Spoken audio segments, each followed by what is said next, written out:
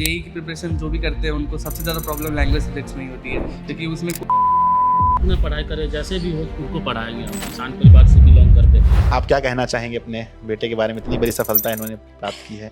मेरे पास तो कुछ शब्द ही नहीं मिल रहे। लिखने की कला है वो कितना महत्वपूर्ण बहुत इंपॉर्टेंट है। मतलब मुझे पता भी नहीं था कैसे लिखा जाता है, फिर मैंने आपका जो लेक्चर देखा जिसमें 3.5-4 फॉर्मेट आपने बताया। हाँ, मैंने 3 फॉर्मेट तो बताए थे इसमें भाई। मैंने अच्छे से जो नोटिस किया, पुत्र के नाम से पहचान मिलता है तो बहुत गर्व की बात है। क्योंकि हम लोग मिडिल क्लास फैमिली है, हम लोग के पास और कोई ऑप्शन होता नहीं है, तो हम लोग के पास पेन है जो सबसे बड़ा हथियार है हम लोग के लिए, और इसी से हम लोग बहुत कुछ कर सकते हैं। अरे भाई एक बार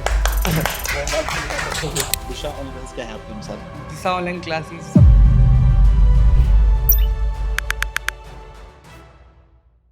नमस्ते जी, आप सभी का दिशा ऑनलाइन क्लासेस पर स्वागत है।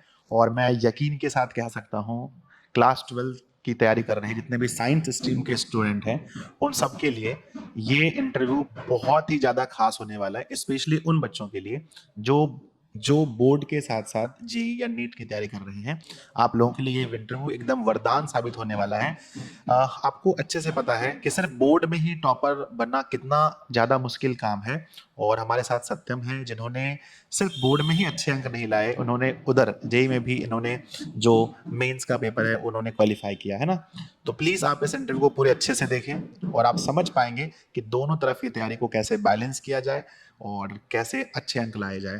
तो सबसे पहले कैसे हैं सत्यम आप? जी मैं बहुत अच्छा हूँ, आप कैसे हैं सर? मैं बहुत अच्छा हूँ, आपका बहुत बहुत स्वागत है। और आप अपने बारे में कुछ बताएं सत्यम। मेरा नाम सत्यम कुमार है। मैंने इंटरमीडिएट वार्षिक परीक्षा में स्टेट रैंक 4 प्राप्त किया है, और मैं इसके साथ साथ जेईई का भी प्रिपरेशन कर रहा था।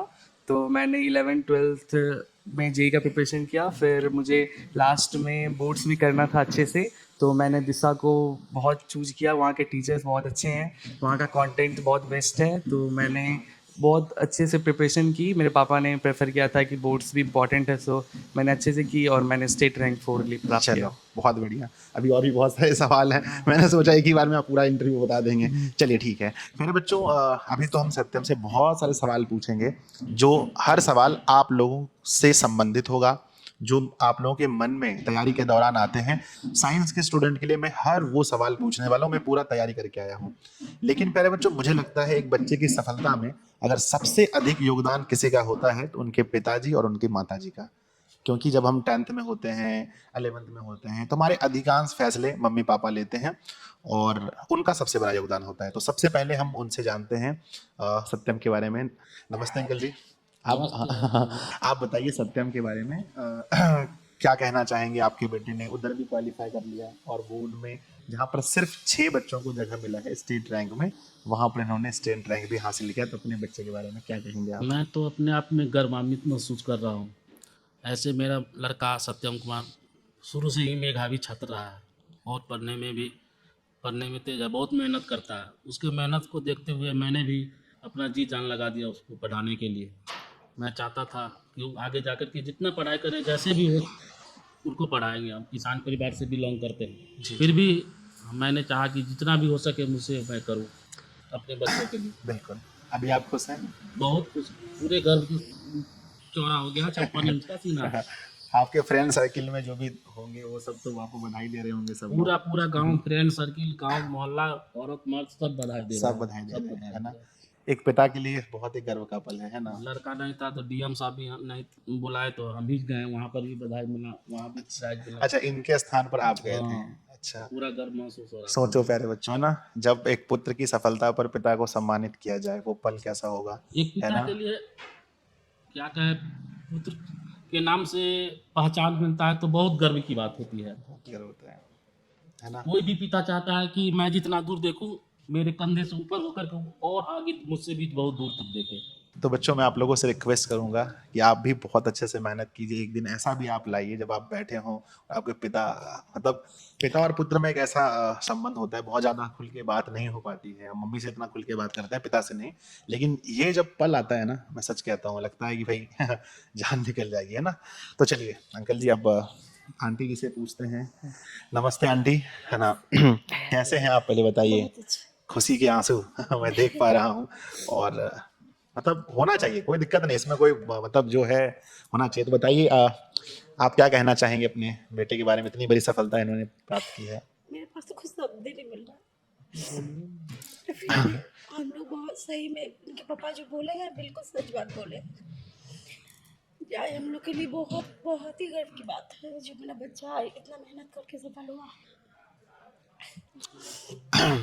भगवान करे सबके आशीर्वाद से और भी आप लोग के आशीर्वाद से आगे बढ़े। बिल्कुल बिल्कुल, बहुत ये ज़्यादा अभी अंकल जी बता रहे थे, बचपन से ही मेधावी है और मुझे भी लगता है, क्योंकि ये दोनों तरफ ना, इस बार क्या हुआ है ना, जहाँ बच्चे ये कह रहे हैं कि भाई मार्क्स थोड़े कम आए हैं, और अगर कोई बच्चा उधर बढ़िया कर पाया है मेंस वगैरह में तो इधर नहीं कर पाया है, जो इधर बोर्ड में कर पाया है फिर उधर नहीं कर पाया है, लेकिन दोनों तरफ, हाँ, जो दोनों तरफ कर पाया है, इसलिए ये सबसे विशेष है। मतलब है ना, यहाँ हम छोटे दरभंगा में हम बैठे हैं, एक छोटे से गांव में एक घर में हम बैठे हैं, लेकिन ये बात पूरे बिहार के हर एक बच्चे तक ये बात पहुंचना चाहिए कि भाई इन्होंने कितनी ज़्यादा मेहनत की है ना।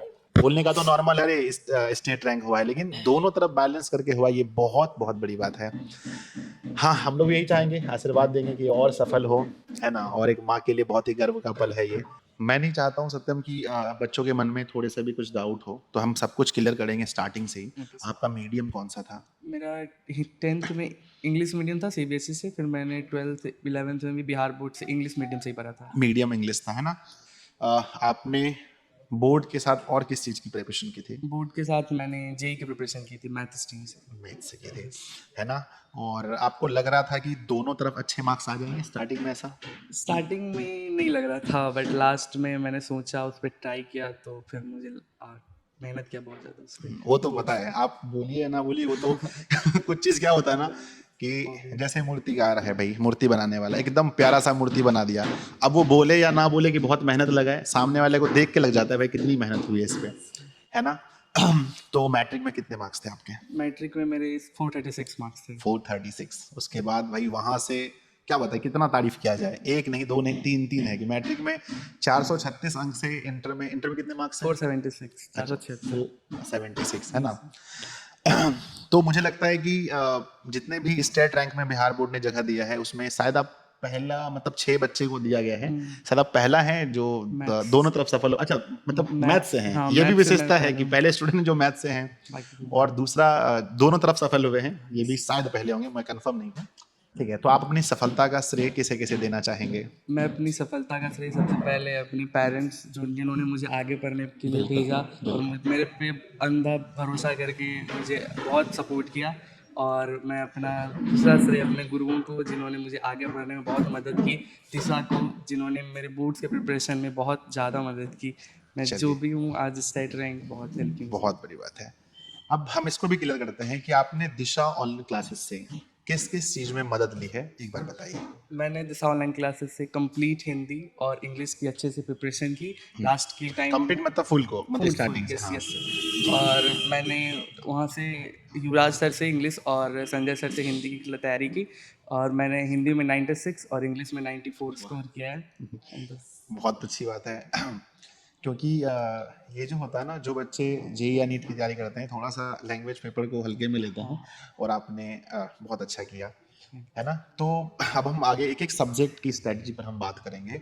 जैसे हम आपका मैथ्स था, है ना, तो जो बच्चे तैयारी करते हैं वो दोनों तरफ जो हम मैथ पढ़ते हैं, दोनों में क्या डिफरेंस होता है, उधर के लिए और इधर में क्या बहुत ज़्यादा डिफरेंस है। जैसे जेई का मैथ्स बहुत ज़्यादा टफ होता है, सभी को पता होगा जो उनका प्रिपरेशन कर रहे हैं, और बोर्ड्स का होता है कि अगर आप जेई लेवल का अगर मैथ्स पढ़ रहे हैं तो बोर्ड उतना बहुत ईजी लगता है उसके कंपैरिजन में। हाँ, और बस ये होता है मैथ्स में, जेई में और बोर्ड्स में कि बोर्ड्स के लिए क्वेश्चन प्रैक्टिस करना पड़ता है लिख के, जैसे 5 मार्क्स कि जैसे 5 मार्क्स का क्वेश्चन तो उसमें लिखना ज़्यादा पड़ता है। हम लोग के जेई में होता है जैसे शॉर्ट में आंसर, हम लोग का ऑब्जेक्टिव बस आंसर आना चाहिए, चाहे आप लिखो या ना लिखो, है ना। तरीका मैटर करता है कि आप कैसे लिख रहे हैं, कैसे एग्जामिनर उसको प्रेजेंट कर रहा है। जैसे सर आप बोले थे कि एक लाइन की जितना एग्जामिनर को कम टाइम लगेगा आपका कॉपी चेक करने में, उतना मार्क्स ज़्यादा आएंगे। तो मैंने उसकी स्ट्रेटेजी को फॉलो किया, मैंने एकदम अच्छे से लाइन बाय लाइन जो भी उसका मतलब होता है उसके अकॉर्डिंग पेपर्स को लिखा, और मैंने भी मैथ में 97 स्कोर किया। वाह, बहुत बढ़िया। मैं थोड़ा विस्तार से बताता हूँ इसको। बच्चों देखो, मतलब कॉन्सेप्ट सेम है, सेम बिल्कुल, सिलेबस भी सेम। आप चाहे उधर तैयारी करें जेई के लिए या बोर्ड के लिए, सेम है, लेकिन वहाँ क्या है कि आपको सिर्फ आंसर से मतलब है, और इसमें बोर्ड में क्या होता है भाई, प्रोसेस से भी मतलब है कि आपने किस प्रोसेस से किया, कौन से फॉर्मूले यूज किए, है ना, अच्छे से लिखा कि नहीं। चलिए अब हम बात करते हैं फिजिक्स की, है ना, फिजिक्स की बात करते हैं। फिजिक्स में क्या है, क्या लगता है आपको कि एक साथ दोनों की तैयारी हो सकती है? अगर नहीं, दोनों में क्या अलग करना पड़ता है? फिजिक्स में है कि उसमें वही सेम प्रोसेस है कि उसमें लिखना नहीं पड़ता, डायरेक्ट आंसर आता है और डायरेक्ट सॉल्व कर करके न्यूमेरिकल टाइप क्वेश्चन, लेकिन इसमें सबको प्रोसेस सॉल्व करना पड़ता है। इसमें सारे डेरिवेशंस बोर्ड में बहुत इंपॉर्टेंट होते हैं, बहुत ज़्यादा। तो उसमें 5 मार्क्स के जितने भी क्वेश्चन आते हैं तो वो सब लिखना होता है उसे। और short answer, long answer type question भी होते हैं, उसमें भी वर्ड्स लिखने होते हैं, डेफिनेशंस लिखने होते हैं। बट जेई में कैसा क्या है कि डेफिनेशन से अगर आप कॉन्सेप्ट समझ रहे हैं तो उसमें फर्क नहीं पड़ रहा है, तो वही आंसर तक पहुंचना होता है। लेकिन इसमें वे बाय वे याद बहुत करना पड़ता है, जैसे क्वेश्चन और डेरिवेशन सब, तो उसको डिराइव कर करके लिखना पड़ता है अच्छे से। फिजिक्स में मैं थोड़ा सा इस पर और रोकूंगा। हमने ये समझा कि वहाँ तो आपको बस कॉन्सेप्ट से मतलब है, आपके क्वेश्चन बन जाए। मुझे बहुत सारे बच्चे, क्योंकि मेरे फ़ोन में टॉपर का तो बहुत सारे नंबर है जो 10th में टॉप करते हैं, वो आगे जा करके तैयारी करते हैं। तो एक लास्ट टाइम में उनका मैसेज आएगा मुझे जनवरी के टाइम में कि सर पता है मेरा फिजिक्स अच्छा है, केमिस्ट्री अच्छा, सब बढ़िया है, लेकिन बोर्ड के लिए प्रॉब्लम ये है कि वहाँ सर हम बस कॉन्सेप्ट पर ध्यान दिए, यहाँ लिखने का जो है मुझे इसमें दिक्कत हो रहा है ना। तो ये चैलेंजिंग रहता है ना। और एक आप ये 5 मार्क्स वाले क्वेश्चन के बारे में बात कर रहे थे, डेरिवेशन का, वहाँ उसका प्रिपरेशन करते हैं उसकी तैयारी वहाँ? नहीं, वहाँ वो डेरिवेशन से उतना मतलब नहीं होता है। नहीं है, मतलब जैसे छोटा मोटा में मतलब जितना आपको क्वेश्चन बन जाए बस उतना इम्पोर्टेंट उतना है, से बस। मतलब है। और सिलेबस जो है बोर्ड का बहुत ज़्यादा है फिजिक्स का, अच्छा, जेई के कंपैरिजन में, जो है कि 5-6 चैप्टर ऐसे जैसे रेडियो एक्टिविटी टॉपिक से कुछ तो वो सब जेई में नहीं है, बट बोर्ड्स में है सारे सिलेबस। बोर्ड्स में है। हाँ, तो एनसीईआरटी पे अच्छे से फोकस करिए बोर्ड्स के लिए। अच्छा, ये डिफरेंस है। और वहाँ मतलब प्रूफ करने वाला कोई चीज़ नहीं पढ़ाया जाता है। नहीं, उतना नहीं, जितना इंपॉर्टेंट एक क्वेश्चन बन जाए थ्योरम, बस वही। बस यहाँ पर उस पर ज़्यादा ध्यान देना है। तो अगर एक बच्चा सिर्फ जेई के लिए तैयारी कर रहा है, बोर्ड को एकदम ध्यान नहीं दे रहा है, और वो फिजिक्स का कॉन्सेप्ट बहुत बढ़िया से कर लिया, तो उनको मुख्य रूप से क्या दिक्कत होगा बोर्ड में? लिखने में प्रॉब्लम होगी, डेफिनेशंस में, क्योंकि डेफिनेशंस वहाँ याद नहीं करते बच्चे जेई के प्रिपरेशन में। बस क्वेश्चन में जितना थ्योरी प्रैक्टिस होता है, पीवाईक्यूज प्रैक्टिस करते हैं, डेफिनेशन याद नहीं करते, लिखते नहीं है उसको, वर्ड्स को, और डिराइव नहीं करते चीज़ों को लेंथी पेजेस में। जैसे एक में 1-2 पेजेस, 3 पेजेस लग जाते हैं डिराइव करने के लिए बोर्ड्स में, तो उसमें प्रैक्टिस करने की जरूरत है। तो आखिर इसके लिए कितना टाइम चाहिए, कितना प्रैक्टिस चाहिए, जो इधर भी टॉपर बन जाए कोई? अगर आप अभी 11th में हैं और 12th में, 11th में तो बोर्ड्स पे ज़्यादा मतलब प्रेशर नहीं देना है, जो आप प्रिपरेशन कर रहे हैं जेई का तो जेई पे प्रेशर करिए। बट लास्ट में ऐसा नहीं कि इग्नोर नहीं करना है बोर्ड्स को। अगर आप 12th में आ चुके हैं तो लगभग नवंबर से अगर आप प्रिपरेशन कर, आप एक ये बता रहे थे क्राइटेरिया कितना मार्क्स चाहिए? हाँ, जैसे जेई में होता है अगर आप NIT IIT में एडमिशन लेना चाहते हैं तो 75% क्राइटेरिया है बोर्ड्स में। तो उसको ध्यान रखना है। तो उसको ध्यान रखते हुए ऐसा इग्नोर नहीं करना है। जैसे मेरे पापा ने मुझे बताया कि बोर्ड्स में इंपॉर्टेंट है, तो मैंने बोर्ड्स पे भी ध्यान दिया और दोनों को मैनेज किया। बहुत अच्छा ध्यान दे दिया। तो बेसिकली मतलब ये नहीं बताया आपकी कितना टाइम चाहिए उसको, मतलब क्वेश्चन प्रैक्टिस और डेरिवेशन के कितना टाइम? अगर आप चाहते हैं तो फिजिक्स के लिए 1 महीने में हो सकता है। 1 महीने में? हाँ, यस। यानी लिख कर। हाँ, मतलब कि हमको लगता है दिसंबर से ध्यान दे देना चाहिए। हाँ, दिसंबर से, क्योंकि लैंग्वेज सब्जेक्ट्स भी होते हैं ना सर, यस, इसलिए। तो 2 महीना लेकर चले तो वो हो सकता है। हाँ, नवंबर से अगर आप सिलेबस वैसे भी जेई का नवंबर तक। आपने कब से ध्यान दिया था? मैंने सर जनवरी से ध्यान दिया था। जनवरी से? 1 महीना प्रॉपर दिया है ना? अच्छे से। तो अच्छा ठीक है। उस टाइम क्या उधर से फ्री हो जाते हैं आप लोग? नहीं, हम लोग का सिलेबस दीपावली छठ तक ही कंप्लीट हो जाता है। अच्छा। उसके बाद बस रिवीजन का टाइम रहता है और बोर्ड्स के लिए खुद प्रिपरेशन जो भी है, तो मैंने दोनों को इसी टाइम से स्टार्ट किया। चलिए, बहुत बढ़िया। अब आपको पता भी नहीं कितने बच्चे आपको सुन करके वो ऐसे इनको फॉलो करेंगे, ठीक है? तो प्लीज सब आंसर एकदम सटीक देना, ठीक है? बहुत बच्चों का फ्यूचर का सवाल है। हाँ, अब हम केमिस्ट्री की बात करते हैं। केमिस्ट्री उधर में और इधर में क्या डिफरेंस है दोनों में? केमिस्ट्री में सबसे वास्ट डिफरेंस सिलेबस में है। हाँ। लगभग 5-6 चैप्टर ज़्यादा होते हैं। किसमें? बोर्ड्स में। हाँ, और जेई में कम है, बहुत सारा रिड्यूस्ड है। कोई ऐसा चैप्टर है जो उधर जेई में बोर्ड्स में नहीं है? ऐसा कुछ? नहीं, ऐसा कुछ नहीं है जो नहीं, लेकिन बोर्ड्स में ज़्यादा है जेई से चैप्टर्स। कौन-कौन सा है जैसे चैप्टर का नाम? केमिस्ट्री इन एवरीडे लाइफ, और इधर पॉलीमर्स, ये 2-3 चैप्टर है। लास्ट में, तो वो सब जेई में नहीं है, रिड्यूस्ड है। और भी कुछ चैप्टर्स जैसे मेटलर्जी, पी ब्लॉक में कुछ ऐसा, तो वो सब पढ़ना तो पड़ता आप है। उधर पढ़ने के बाद भी ये सारे चैप्टर आपको पढ़ने पड़े थे। हाँ, लेकिन एडवांस में सब कुछ है तो हम लोग को पढ़ा दिया गया था वहाँ पे भी। हाँ, तो दोनों साथ साथ भी कर सकते हैं।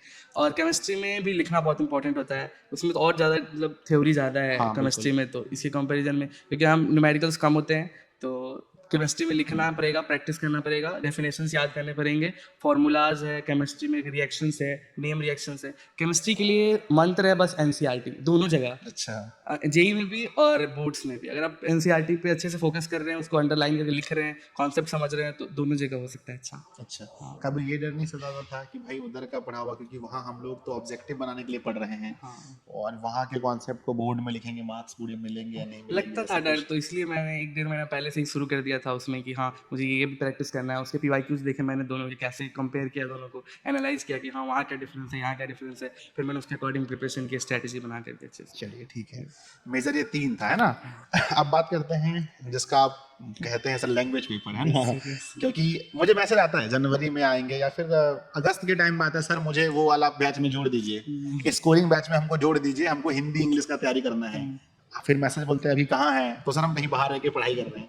अब बताइए हिंदी सब्जेक्ट की तैयारी आप कब से स्टार्ट कर दी, कितना समय उसको देते थे और किस माइंडसेट के साथ हिंदी विषय को पढ़ते थे आप? सबसे पहले तो जेई की प्रिपरेशन जो भी करते हैं उनको सबसे ज़्यादा प्रॉब्लम लैंग्वेज सब्जेक्ट्स में ही होती है, क्योंकि उसमें कोई सिलेबस ही नहीं है। जेई का बहुत डिफरेंस है लैंग्वेज से, तो बोर्ड्स के लिए स्पेशली पढ़ना पड़ता है। तो मैंने उस पर लगभग, मेरा जो सिलेबस कंप्लीट हो गया जेई का, तो मैंने हिंदी इंग्लिश पढ़ना शुरू कर दिया था नवंबर-दिसंबर से ही। तो मुझे आपका बैच मैंने ले रखा था क्रैश कोर्स, तो मैं उसी से कर रहा था और फिर मैं रीडिंग्स भी देता था बुक की, कहानियों को उससे फोकस करता था। और मतलब ज़्यादा भी टफ नहीं है ऐसा, मतलब नहीं माइंड में लेना है कि बहुत ज़्यादा मेरे से होगा ही नहीं, लेकिन हाँ कर सकते हैं, क्योंकि 50% पेपर ही बनाना होता है, 100% में 50%। और 10th में कहीं ना कहीं भाई हिंदी ग्रामर तो पढ़ी होगी, भाई इसलिए मेरा ग्रामर बहुत हेल्पफुल था। मैंने 10th जो भी पूछा जा रहा है मैंने लगभग भाई 10th में ही पढ़ रखा था, तो मैंने बस रिवाइज किया उसको। और आपको पता है 10th के जो ग्रामर है ना हिंदी के, वो 12th से भी अच्छे हैं। 12th लेवल ग्रामर का मैं देख रहा हूँ, क्वेश्चन पेपर कई वर्षों से देख रहा हूँ जी। कंटिन्यू। हाँ तो फिर मैंने उसी में ग्रामर तो मेरा स्ट्रॉन्ग था ही 10th के लेवल का, तो मैंने कर रखा था पहले से ही। तो मैंने जो मेरा 10th का नोट्स था उसी से पढ़ा था ग्रामर, और फिर मैंने 12th में उसको रिवाइज किया, और 12th का जो भी क्वेश्चंस प्रैक्टिस होते हैं मैंने क्वेश्चंस प्रैक्टिस किए उस पर, और मेरा ग्रामर तो सही हो गया। फिर बच गया मेन ये दिगंत जो भी बुक है हम लोग का, तो उसमें सिलेबस था, उसमें कई टाइप के क्वेश्चन क्या वही बहुत, तो उसमें सिलेबस बहुत इंपॉर्टेंट था हम लोग का, तो सिलेबस करना था हम लोग अच्छे से। तो मैंने दिशा को चूज़ किया, आप लोग के क्रैश कोर्स का जो भी लेक्चर्स था मैंने सबको फॉलो किया अच्छे से। और फिर मेरा ये था सबसे पहले इम्पोर्टेंट कि जैसे चैप्टर्स है तो टोटल 13 चैप्टर्स उसमें है, और कविता में तो कविता थोड़ा ज़्यादा टफ लगता है हाँ, तो इसलिए तो कविता ज़्यादा टफ होता है, तो उसको उस पर और ज़्यादा ध्यान दिए। कितना बचा है छोड़ना नहीं है किसी भी चैप्टर को, जब व्याख्या करने आता है ना कविता का कोई लाइन, फिर वहाँ समझ में आता है कहाँ चला गया। इंपॉर्टेंट है, और कभी भी समरी कविता का देखने से कोई फायदा नहीं होता ज़्यादा। अगर आप उसको एक एक लाइन का पढ़ते तो आपसे एक्सप्लेनेशन भी बन जाते हैं, और फिर लॉन्ग आंसर क्वेश्चन भी, शॉर्ट आंसर क्वेश्चन भी सारे बन जाते हैं उससे। हाँ, और कहानी को पढ़ना बहुत इंपॉर्टेंट है, जैसे जो भी चैप्टर है उनका। तो और ऐसा कभी मत कीजिए कोई चैप्टर छोड़ के चले जाए, मतलब तुरंत थोड़ा आइडिया रहना ही चाहिए उस चैप्टर का, नहीं कब किस चैप्टर से क्वेश्चन आ जाए वो पता नहीं किसी को। हाँ तो वही इसलिए तो अब रिपीटेड है कुछ कुछ उसमें, तो पढ़ करके समरी बहुत सारे चैप्टर्स का इंपॉर्टेंट होता है, उस सबको याद करके समझ करके अगर आप चैप्टर समझ ले रहे हैं, उसके पॉइंट्स पढ़ ले रहे हैं, उस पर क्वेश्चन प्रैक्टिस कर ले रहे हैं, तो बस हो जाता है। मैं बस ये वाला अनुभव आपसे पूछना चाहता हूँ भाई, एक फिजिक्स केमिस्ट्री मैथ को एकदम पूरा दिमाग लगा करके पढ़ना, उसके अचानक हिंदी पढ़ना कैसा लगता है वो वाला? वो होता है कि पहले तो मुझे ऐसा लगा कि मैंने प्रैक्टिस कर रखा था, तो मुझे डर लग रहा था कि हिंदी में कैसे, मतलब इतना कम टाइम में कैसे हो पाएगा। मतलब थोड़ा टफ भी है 12th का, 12th का थोड़ा मतलब 10th वाला नहीं है भाई, कहानी याद हो जाएगा बस वही इसलिए। और इसमें वर्ड सब भी थोड़े टफ लिखने होते हैं, तो उसका प्रैक्टिस मैंने, मेरी मम्मी थी तो पढ़ा रही थी जो हिंदी के लिए, तो उससे प्रॉब्लम नहीं हुई ज़्यादा, तो मैंने वही कर रखा, प्रैक्टिस करता था, मैं लिखता था बहुत ज़्यादा, सारे क्वेश्चन के मेरे पास नोट्स थे। तो और जो भी समरी होते हैं जो आप बताते थे एग्जाम में, जो भी एग्जाम के महत्वपूर्ण बिंदु, तो मैंने सबको फॉलो किया था। और भाई लिख कर ये शिफ्ट तो बहुत ज़्यादा होता है कि जब फिजिक्स केमिस्ट्री मैथ पढ़ रहे हैं अचानक से, मैं तो मैं पूछ रहा हूँ ना। हाँ तो वो ज़्यादा टफ होता है। अगर आप उस पर घुल मिल गए उसके साथ, और अगर आप 1 महीना अच्छे से ध्यान दे दिए हिंदी पे, तो हाँ हो सकता है। समझ गए जी। आप 1 महीना सत्यम करें, हम कहें कम से कम भाई 2 महीना आप लोग दे देना लास्ट में। हाँ, और जब भी बीच में उधर में आप अगर उधर भी तैयारी कर रहे हैं, टाइम मिले तो भाई जरूर देख लिया कीजिए। अब हम आते हैं इंग्लिश पर, है ना। इंग्लिश के बारे में, आपने इंग्लिश की तैयारी कैसे की, कैसे आप कितने अच्छे मार्क्स आ गए बताएं? इंग्लिश में सबसे पहले तो बिहार बोर्ड के बच्चों को थोड़ी प्रॉब्लम होती है, क्योंकि 10th में उन लोग का कंपलसरी नहीं होता है, और 12th में आने के बाद कंपलसरी हो जाता है। उन लोग को और ज़्यादा ध्यान देना चाहिए उन लोगों को। और हम लोग का तो था कि इंग्लिश था सीबीएसई में कंपलसरी, तो मैंने पढ़ रखा था, तो उसमें ग्रामर भी मैंने कर रखे थे। तो ग्रामर तो आप लोग को मतलब मेहनत करनी पड़ेगी, ग्रामर ईजी नहीं होता है, बहुत उसमें कॉन्सेप्ट्स होते हैं, याद करना पड़ता है। और अब तो पूछने का तरीका भी बहुत, इस बार ग्रामर का लेवल बहुत अच्छा था, बहुत अच्छा था। तो मैंने कितना, वो तो अच्छा है कि इसमें 50% ही बनाने होते हैं नहीं तो प्रॉब्लम हो सकता था। नहीं तो बात हो हाँ जाता भाई था, भाई, है ना? इसलिए नहीं तो फिर प्रॉब्लम, क्योंकि आप अगर आप बुक में जैसे 40 है तो 35 उसमें बनाने का पूरा ट्राई करिए, और बुक से 40 पूछे जाते हैं और बाकी का 60 इससे पूछा जाता है, तो हाँ ग्रामर से, तो 35 उसमें बनाने का ट्राई कीजिए और बाकी का जो बचे उस पर ग्रामर को चूज करिए, तो फिर गलत होने के चांसेस कम रहेंगे। पहले ग्रामर नहीं बनाना है, नहीं तो गलत होने के चांसेस ज़्यादा रहते हैं। पर बुक तो वही ट्राई करेगा ना भाई जिसको हमसे बुक पता सिलेबस, होना हाँ भाई चाहिए। बिल्कुल बिल्कुल। बुक तो पता उसके होना लिए चाहिए। आपको सबसे पहले तो बुक का सारा रिवीजन करना पड़ेगा, पर चैप्टर जो भी है उसको पढ़ना पड़ेगा अच्छे से। जो रेनबो पार्ट 2 है उसमें एक एक लाइन को अच्छे से समझना पड़ेगा। पोएम्स भी उसमें बहुत टफ होते हैं, तो उनको तो फिर युवराज सर का समझाने का तरीका बहुत यूनिक है, तो समझाते थे बहुत अच्छे से, लाइक एक एक लाइन को एक्सप्लेन कर करके उसका हिंदी मीनिंग लिख करके, ताकि किसी को प्रॉब्लम ना हो। जो हिंदी में से फायदा होता है। हाँ बिल्कुल बिल्कुल होता है उसमें क्योंकि आप अगर टीचर नहीं लेक्चर दे रहे तो आप उसको पढ़ के समझ सकते हैं कि कम इसका से कम मतलब क्या पढ़ है, के समझ में आता है हाँ इसमें क्या क्या हुआ है। तो फिर उसको खुद से लिख भी पाते हैं, तो उसमें लिख करके हम लोगों ने वही तो, अगर आप समझ रहे हैं ना कहानी को, तो आप यही नहीं होगा लास्ट में कि आपको याद करना पड़ रहा है लॉन्ग आंसर सब, लॉन्ग आंसर बड़े बड़े लिखने होते हैं, तो उसमें कितना बच्चा याद करने लगता है, तो उसे रटना उतना पॉसिबल नहीं है। उससे अच्छा आप क्या करिए कि स्टार्टिंग से ही सिलेबस को पढ़ लीजिए अच्छे से, और उसको समझ लीजिए कहानियों को, जो जो उसमें कहना चाह रहा है, जो जो उसमें पॉइंट्स है इंपॉर्टेंट है, जो जो बार बार पूछे जा रहे हैं उसको एनालाइज करिए, जो जो क्वेश्चन बैंक है उसमें से पढ़िए क्वेश्चन सब। और आप लोग का तो तांडव श्री लास्ट में बहुत इंपॉर्टेंट ही होता है, महातांडव सब कुछ उसमें आ जाता है कंप्लीट। तो बच्चों देखो मुझे क्या लगता है इंग्लिश के बारे में जो मैंने इतने दिन तो एक्सपीरियंस किया है, अगर आपका ग्रामर सेक्शन ठीक है, आप 2 4 5 10 लाइन अंग्रेजी सोच सोच के ट्रांसलेट करके भी अगर लिख पा रहे हैं, और उसके बाद आपने अगर बुक के हर मतलब सब कुछ समझ लिया कि भाई इस चैप्टर में क्या कहा गया है, इस चैप्टर में क्या कहा गया है, तो आप आराम से लिख पाओगे। तो ग्रामर वाले सेक्शन में अधिक से अधिक मेहनत करने की जरूरत है ना। तो चलिए भाई अब कुछ ऑब्जेक्टिव टाइप क्वेश्चन जिसका फटाफट जवाब देना है ना। जैसे आपने एक प्रॉपर रूटीन बनाकर पढ़ाई कर रहे थे, जब लास्ट में जब बोर्ड की तैयारी करते थे तो हम बोर्ड के बारे में पूछते हैं, एक रूटीन प्रॉपर बनाए थे, बिल्कुल बिल्कुल। एक अपना नोट्स हिंदी इंग्लिश सर। हाँ नोट्स बिल्कुल सब सब्जेक्ट का। अच्छा सबसे लेकर प्रॉपर अपना मैंने नोट्स ये था कि जैसे फिजिक्स केमिस्ट्री मैथ हम लोग का होता है तो अलग होता है ना, तो फिर मैं फिजिक्स केमिस्ट्री मैथ के लिए शॉर्ट आंसर के लिए अच्छे से नोट्स बनाए, फिर लॉन्ग आंसर के लिए हर चीज़ के लिए। अच्छा सब चीज़ के लिए डिराइवेशन सॉल्यूशन। कितने घंटे लगभग स्टडी करना पड़ रहा था भाई जनवरी महीने के टाइम जब ये करना बचा था तो? सच बताए तो 15 घंटे, मतलब जी भी था तो दोनों साथ में लेकर के लगभग। नहीं इससे कम में होगा भी नहीं ना, ऐसे कहाँ हो पाएगा। इससे कम में नहीं होता है बिल्कुल। कितने घंटे पढ़ने पड़ रहे थे ना एग्जाम में, मतलब कॉपी लिखने की अगर हम बात करें तो वो कितना महत्वपूर्ण होता है, मतलब स्किल जो लिखने की कला है वो कितना महत्वपूर्ण बहुत इंपॉर्टेंट है, मतलब तो मुझे पता भी नहीं था कैसे लिखा जाता है, फिर मैंने आपका जो लेक्चर देखा जिसमें 3.5-4 फॉर्मेट आपने बताया। मैंने 3 फॉर्मेट तो बताए थे इसमें भाई। मैंने अच्छे से जो नोटिस किया कि हाँ ऐसे ऊपर में प्रश्न उत्तर संख्या लिखना है, फिर उसके बगल में उत्तर करके लिखना है, फिर गैप दे के लिखना है, ताकि अगर आपका राइटिंग नॉर्मल भी है तो टीचर समझ पाए आपके राइटिंग को अच्छे से। वही बात है कि अगर कम टाइम देगा तो मार्क्स ज़्यादा ज़्यादा मार्क्स आएगा, हाँ। आएगा, क्योंकि टीचर जब आप बातों को समझ पाता है तभी आप अपनी भावनाओं को, जो भी उसमें लिखा हुआ है, अपनी जो अपने स्किल है जो अपने उसमें लिखा हुआ है तभी समझ पाता है। और अपने खचपच राइटिंग जैसे ऐसे वैसे लिख दिया तो प्रॉब्लम हो जाती है, मार्क्स में कटने के चांसेस हैं। हाँ तो बच्चों देखो कॉपी लिखने की जो कला है ये आपको बहुत अच्छे से आनी चाहिए, क्योंकि जितना मतलब जितना साफ कॉपी होगा आपके मार्क्स उतने अच्छे आएंगे, है ना। बिल्कुल। ये बहुत जरूरी है ना। यस। स्टार्टिंग से ही अगर बोर्ड के लिए भी अगर कोई स्टूडेंट सिर्फ बोर्ड के लिए भी पढ़ रहा है तो उनको स्टार्टिंग, क्योंकि कोई भी आसान नहीं है भाई, फिजिक्स केमिस्ट्री कुछ भी आसान नहीं है 12th साइंस में, तो शुरू से ही बहुत ज़्यादा टाइम देना चाहिए है कि नहीं है। बिल्कुल।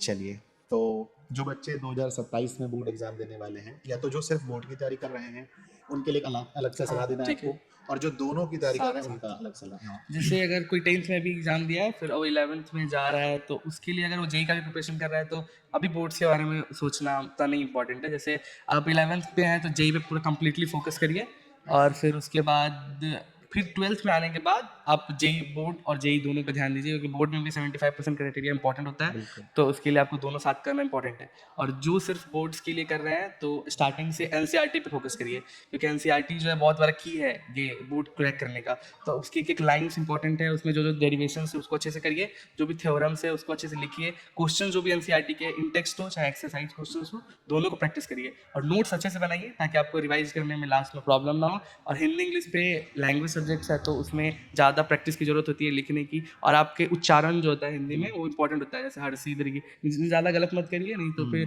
टीचर्स को भी लगेगा कि हाँ इसमें कुछ है तो मार्क्स कटने के चांसेस। बिल्कुल बहुत सारे मार्क्स कर बच्चों की, वो जो बच्चे कह रहे हैं मेरे 2 नंबर 4 नंबर कम है, इसी सब रीजन के कारण लिखने का तरीका और ये सब जो मिस्टेक्स होते हैं छोटे छोटे इसमें नंबर लगते हैं, है ना। तो भाई एक एक बात पर जो सत्यम ने बताया है, आपको एक एक बात पर ध्यान देना है ना। और दिशा ऑनलाइन क्लासेस क्या है आपके अनुसार?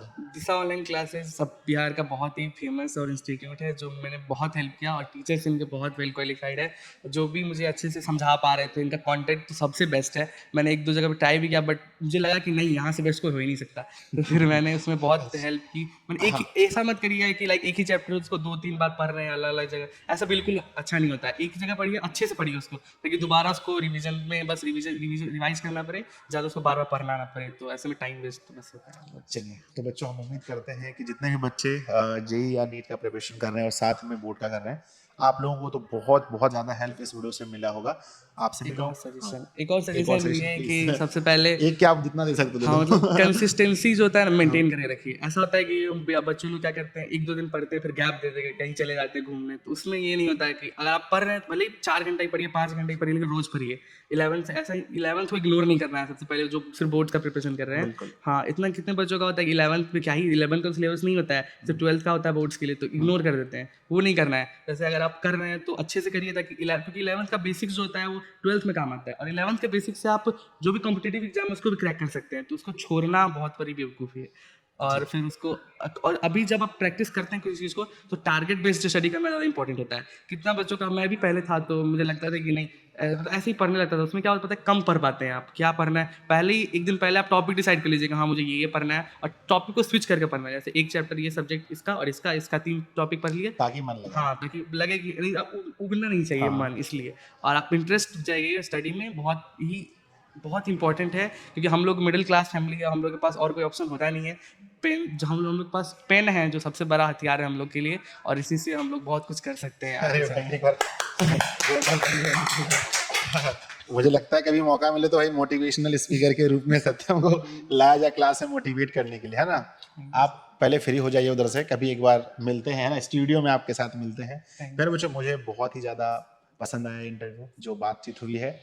एक स्टूडेंट को बहुत हेल्प मिलेगा, मुझे पता है। आपको क्या क्या मदद मिलने वाला है, आपको इंटरव्यू कैसा लगा, कमेंट बॉक्स में लिखिएगा। भैया के बारे में आप क्या सोचते हैं, ये भी कमेंट बॉक्स में लिखिएगा। मिलते हैं फिर किसी अगले इंटरव्यू में, तब तक के लिए आप पढ़ते रहिए, हंसते रहिए, मुस्कुराते रहिए। Thank you so much.